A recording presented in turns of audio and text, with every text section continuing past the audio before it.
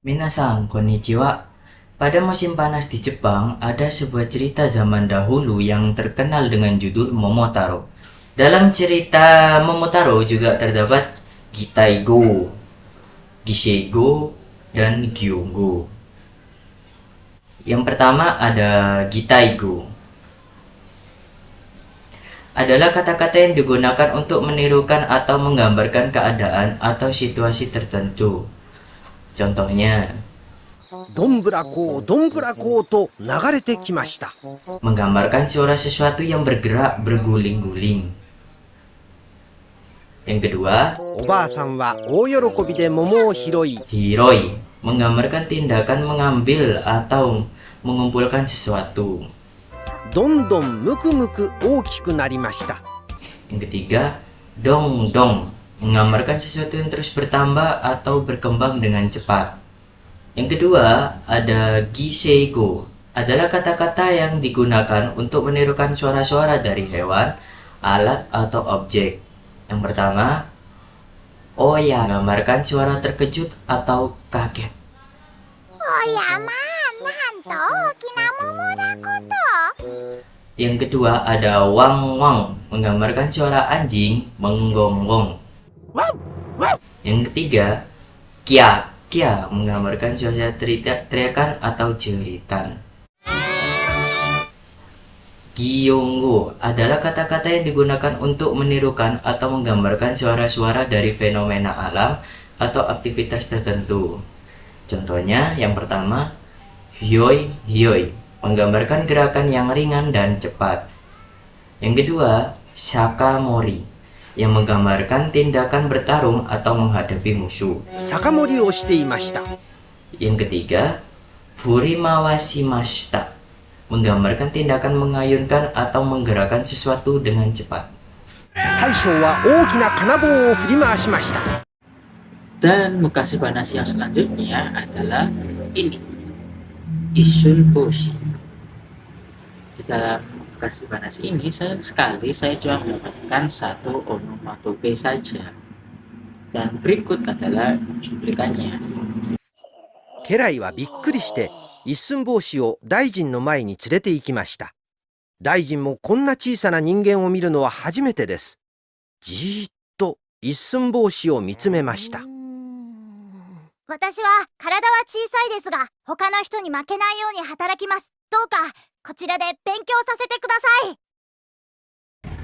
Ji adalah onomatope yang akan muncul saat seseorang menatap sesuatu dengan intens dan tidak bergerak saat melakukannya.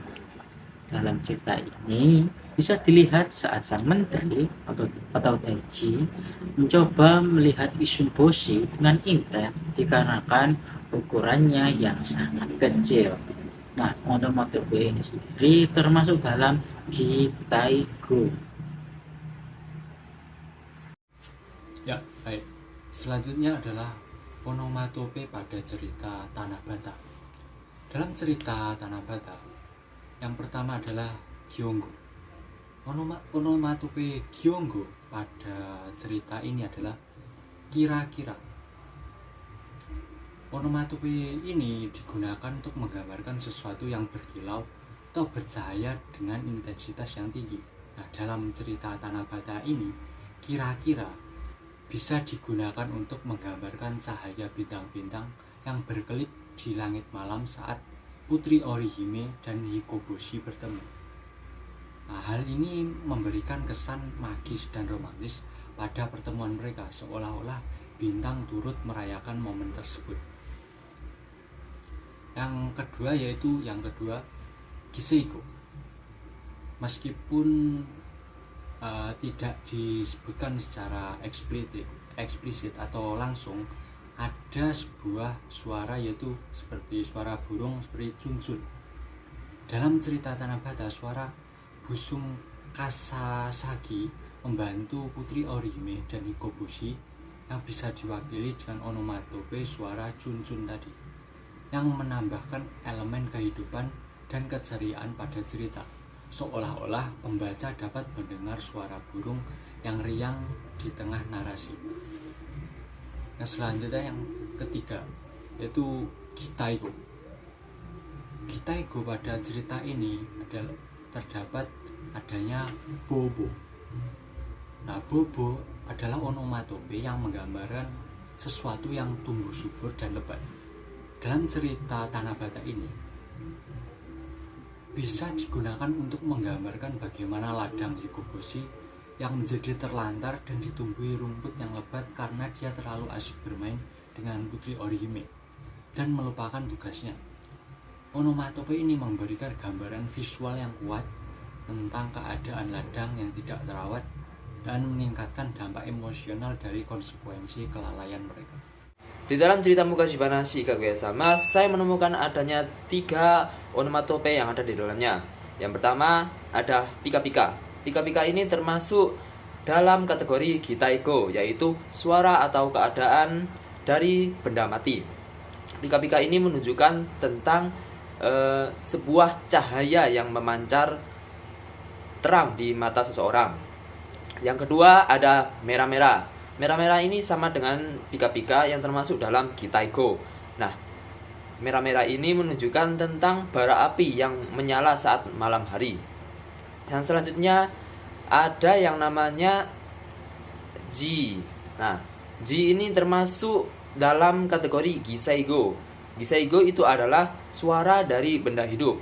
Ji ini menunjukkan tentang seseorang yang berdiri dan menatap sesuatu cukup lama.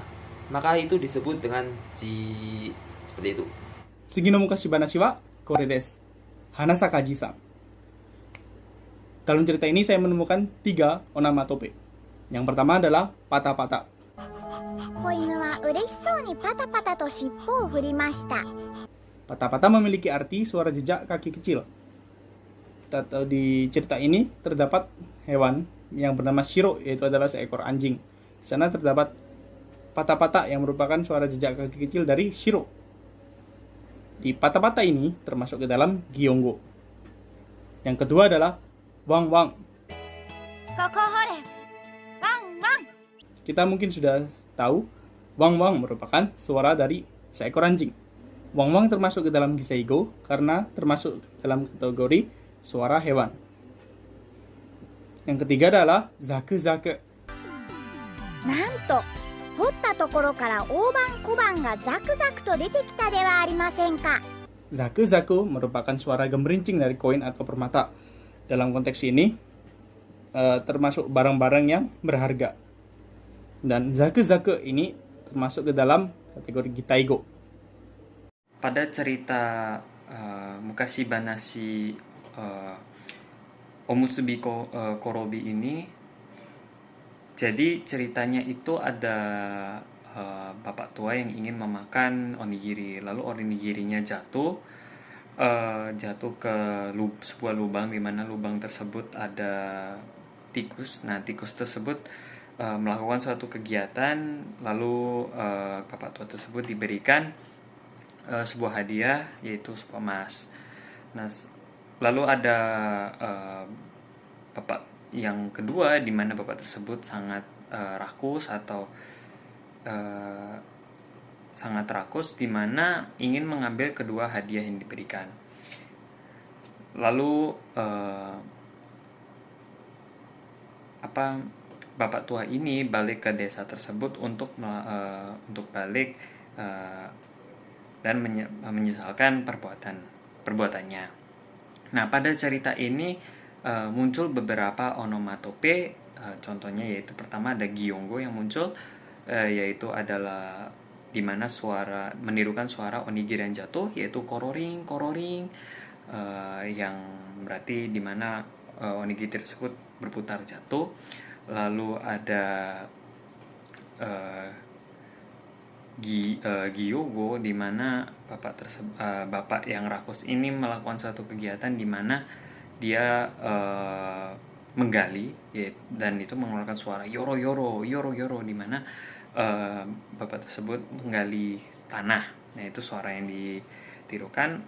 Lalu ada Gyongo lagi, yaitu suara di mana ketika bapak rakus tersebut ini datang ke desa tikus ini, ke tempat tikus ini lalu membuat keributan, yaitu keributannya menimbulkan suara tosan dan lalu kasan seperti itu, dimana menirukan suara barang-barang dirusak seperti itu. Saya menemukan 2 onomatope di Mukashibanashi Urashima Taro. Onomatope yang pertama yaitu pada menit pertama video, yaitu pada dialog Murano Kodomoga Waiwai Sawaide Imasta. Onomatope yang saya temukan adalah kata waiwai. Kata waiwai sendiri itu termasuk dalam Gitaigo, yaitu penggambaran suara yang keras dan berisik seperti orang yang sedang bersenang-senang untuk perayaan atau sedang membuat keributan. Onomatope yang kedua yaitu pada menit 7 detik 32 pada dialog Urashima Taroga Oro-oro shite iruto. Oro-oro termasuk dalam Gitaigo. Oro-oro sendiri adalah penggambaran perasaan bingung atau gelisah di saat terkejut atau sedih. Mungkin itu saja yang dapat saya sampaikan. Mohon maaf jika saya ada salah kata. Terima kasih. Arigatou gozaimasu.